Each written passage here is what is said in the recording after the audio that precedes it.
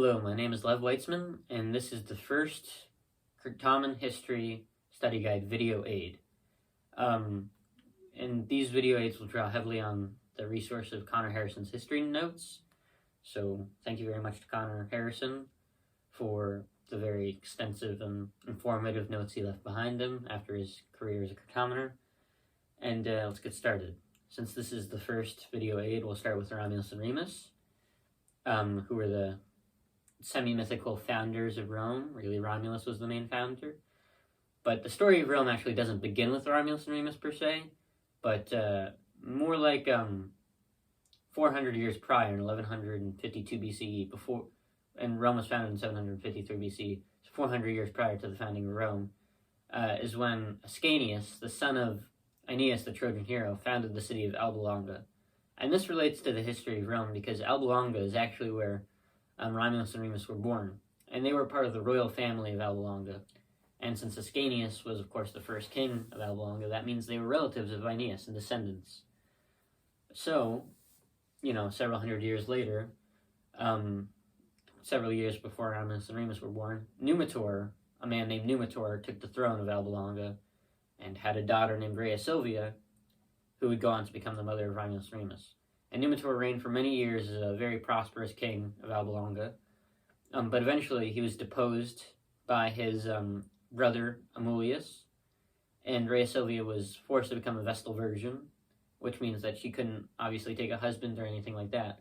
But during this time, she was impregnated by the god Mars, and she had two sons, Romulus and Remus, who were twins. And so Romulus, as a sort of despotic dictator that he was, he forced Rhea Silvia to give up these children, and he had two shepherds bring them to the river Tiber and cast them out onto the water. But the Tiber was flooding that day, so they just set them at the very bank of the river, and Romulus and Remus were carried down by the waters to where Rome would eventually be founded. And they were discovered there by a lupa, which can either refer to a she-wolf or a prostitute. So that's sort of an important difference to note. I don't know if it'll come up in questions or not, but there are two meanings. And they were nursed for several weeks until they were discovered by the shepherd Faustulus, who actually was one of the royal shepherds for Romulus. So Faustulus, he raised these two infants that he just discovered on the water to adulthood. And he did not ever tell them that he was their adoptive father until later in life, as Romulus and Remus were becoming teenagers. And so his wife was Acca Laurentia, and so these two were the adoptive parents of Romulus and Remus. And eventually, Romulus and Remus started to suspect that they were special in some way, and so Faustulus told them that that was the case. They were the grandchildren of the rightful king of Alba Longa, Numitor, who was wrongfully imprisoned and deposed by Romulus. And so Romulus and Remus went to ambush Romulus and killed him and reinstated their grandfather on the throne. And so they went from that point and decided that even though they helped reinstate Numitor, they didn't want to live in Alba Longa.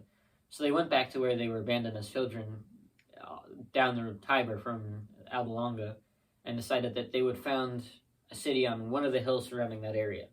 But they had a disagreement on what hill they should settle. Romulus believed they should settle the Palatine Hill because he thought it had better farmland and was more defensible, yada, yada, yada. Whereas Remus thought they should defend the Aventine and set up their city there. And so they sort of got into a bit of a spat about this, and they were really angry at each other, and they both had groups of shepherds who joined them in their quest for founding the city. And so eventually it got so bad that they broke out into a fist fight in the area between these two hills. And Romulus' crowd, his group of shepherds, accidentally killed Remus. This was a great accident. And supposedly the shepherd who had killed Remus was a very loyal lieutenant of Romulus named Claire. So this meant that Romulus was now free to settle on the Palatine. And by the way, the main reason he wanted to settle on the Palatine, other than this defensible position, was because he saw 12 vultures in the sky before he settled on it, which he took as a sign from his father, Mars, because that is the holy bird of Mars. But Remus also saw vultures. He saw 6 of them, but he saw them before Romulus had seen 12. So that's really where the argument had arisen. And so Romulus was now free to settle on the Palatine Hill alone, now that his brother had died. And so he set up the ceremonial boundaries of the city called the Pomerium, which was basically just a big trench and then turned into a wall. And so Romulus, he became king of this new city, but he realized that he was having trouble finding people to settle in the city. So he offered asylum to any criminal or fugitive or anything like that came from another Latin city to settle in Rome. But obviously the criminals and fugitives tended to be men, just because those were the people who were committing serious, grievous crimes at this period in history. So he realized that he would need a way to entice women to join his city if he wanted his city to live for many generations. And so he decided to invite the neighboring people of the Sabines over for a big feast at a festival called the Consuelia, which is either a festival dedicated to the god Consus of like plenty, or the god Neptune, obviously the ocean. And so he invited the Sabines over to this festival, which would be held in a giant arena type deal, like chariot racing area called the circus, like a big plain basically. And so he told the Sabines to bring their wives and their daughters and all that. And so they feasted, they got drunk, and Romulus, when he saw an opportune moment, sort of signaled to all his fellow fugitives and criminals who had now become Romans to seize the Sabine woman and take them away to the city of Rome. And so this led to a great conflict between the Romans and the Sabines, particularly the towns of Caenina, Cures, and some other towns. And there was a great battle between the Romans and the Sabines, and some very interesting stories have arisen. One of the stories is between a personal battle between 2 men, the Roman Hostius Hostilius and the Sabine Medius Curtius. And Medius Curtius was driving a chariot while Hostius Hostilius was trying to chase him down. And the Sabine army had been kind of routed at this point. And so to help save the Sabine cause, Medius Curtius drove his chariot into a marshy area, like a lake basically, to escape Hostius Hostilius. And so that gave Medius Curtius' name to that marshland, which would go on to be called the Lacus Curtius throughout Roman history. And that's a significant story because Medius Curtius' grandson, Medius Fufetius, and Hostius Hostilius' grandson, Tullus Hostilius, came to be the leaders of Alba Longa and Rome, respectively. And Medius Fufetius was kind of a Sabine, but he came to rule Alba Longa because he was a dictator. And so they came to have a battle some years later, 100 years later or so, which resulted in the victory of Tullus Hostilius. And there were other stories, such as the Sabines besieging the citadel of Rome, which was located on the Capitoline Hill, who was at that point defended by the Roman commander Spurius Tarpeius. So Spurius Tarpeius had his family with him on that defensible position, including his daughter Tarpeia. And so the Sabines approached Tarpeia in the middle of the night, who was on the outskirts of the citadel, and asked if they could be led into the citadel so they could conquer it. And Tarpeia was sort of a greedy woman, so she said, yeah, I'll let you in if you give me what you wear on your left arms, because the Sabines wear these beautiful gold bracelets on their left arms. But they also held their shields in their left arms.